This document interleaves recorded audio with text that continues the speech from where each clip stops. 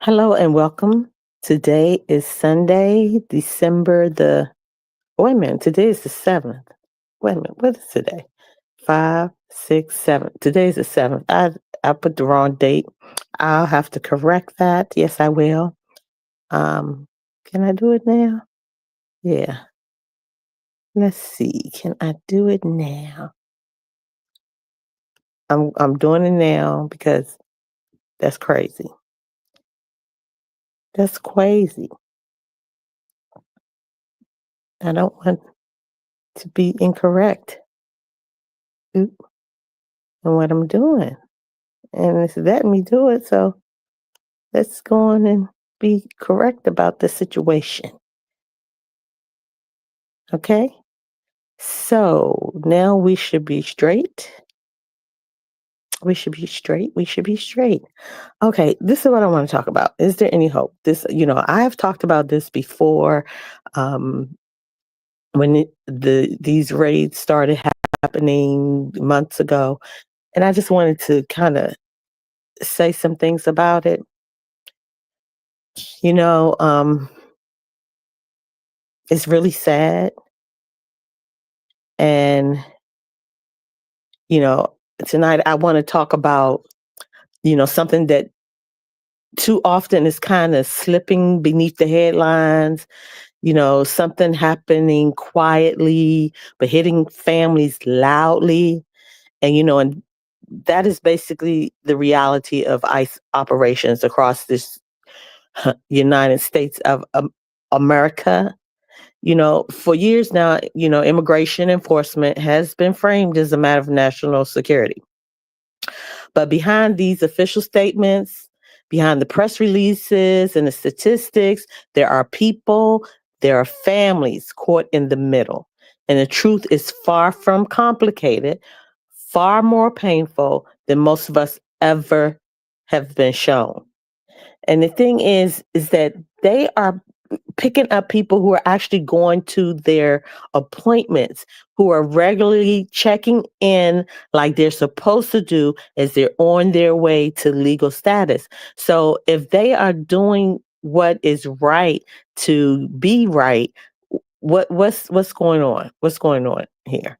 We're hearing stories of households being awaken before sunrise, children watching their parents taken away, communities living with a constant hum of anxiety, not sure when the next raid is going to happen, where the next checkpoint is going to be, the next mistake might occur, even just going to drop off their kids, to pick up their kids, and then the kids are being separated, some kids are disappearing. It's a mess. And yes, we know mistakes do happen.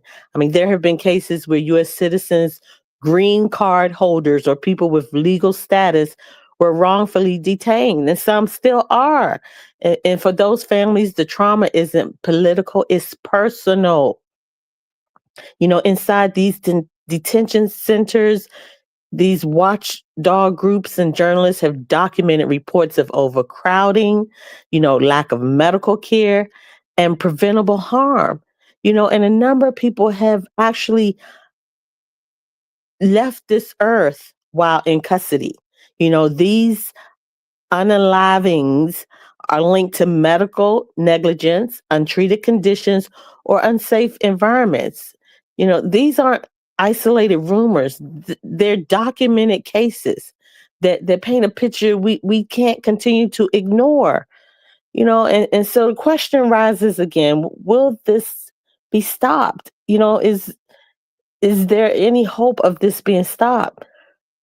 And the honest answer is not without pressure.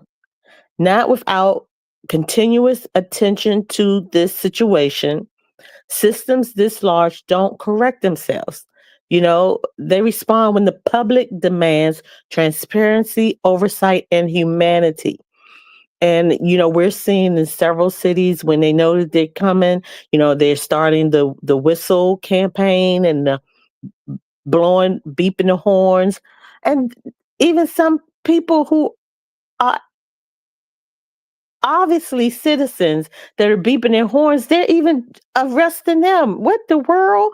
There are things we can do. Yes, we can support legal aid organizations, but they are definitely overwhelmed. Staying informed instead of overwhelmed, which it takes a lot, because sometimes it's so much till you feel that you don't want to keep looking and seeing, because it can become very overwhelming, disheartening, discouraging, all of that. We definitely have to make sure we're voting for leaders who prioritize accountability, speaking up when we see injustices, even when it feels uncomfortable, even when it feels that it may be just a small gesture, do it. Because small pressure builds, it spreads across millions of people, and it becomes something very hard to ignore. But I don't want to leave you sitting in just the heaviness of this, because it is heavy. I'm feeling the heaviness, because we all have to believe that there is hope. We all have to believe that there is hope. Hope shows up in the lawyers working pro bono through the night. People going to the detention centers, standing outside of detention centers, trying to see, trying to observe, trying to get some accountability, letting them know we're here, we're watching. Hope shows up in communities that's raising bail funds for neighbors they refuse to abandon. Hope shows up in journalists that are digging for the truth, even when it is buried so deep.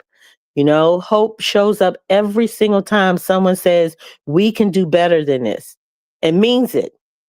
Hope, no, we're not naive. Hope is the spark that starts change.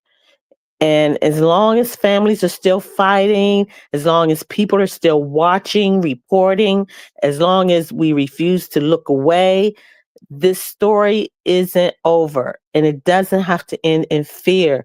We need to step out in faith. We need to believe that it can end, justice will prevail. It can end because we show forth humanity and the love for humanity. It can end in a future where families aren't torn apart in the dark, in the dawn, in the day, you know? And that future is something worth fighting for.